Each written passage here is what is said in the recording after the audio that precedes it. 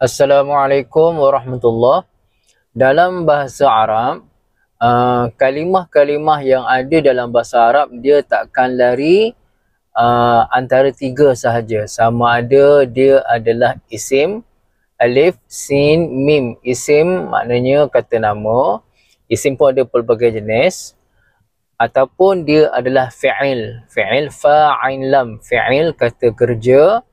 Fi'il ini ada fi'il madhi, fi'il mudhari' ataupun fi'il amar, kata perintah. Nanti kita akan belajar nanti insya-Allah. Ataupun dia adalah huruf. Huruf ni kita boleh kata dia kata sendi, kata sambungan. Huruf pun ada beberapa jenis huruf.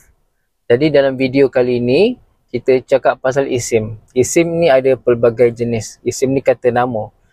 Cuma untuk video ni kita nak kenal bagaimana kita nak tahu kalimah itu adalah isim. Antara tanda kalimah itu adalah isim, kata nama. Pertama sekali dia ada alif lam. Dia boleh menerima alif lam. Contohnya kita kata al-baitu. Al-baitu alif lam ba yata. Al-baitu terjemahnya rumah itu ataupun rumah ini.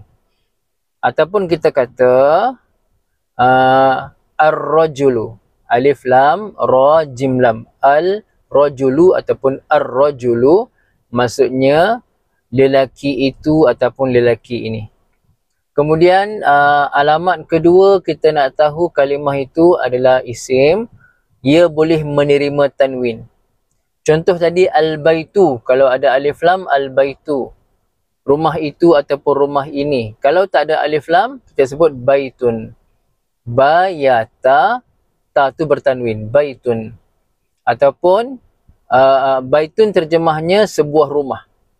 Ada beza antara al-baitu dengan baitun. Al-baitu rumah itu ataupun rumah ini, baitun sebuah rumah.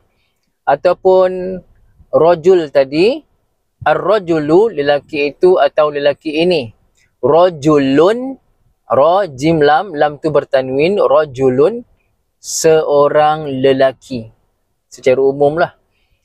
Dan ada lagi alamat isim, boleh menerima i'rab jar dan juga boleh berada selepas huruf jar. Dia berada selepas huruf jar. Tapi kita tak bincangkan kerana ia perbahasan yang kena lanjut sikit. Secara basicnya yang baru belajar, boleh menerima tanwin ataupun ada alif lam. Setakat itu saja dulu. Assalamualaikum.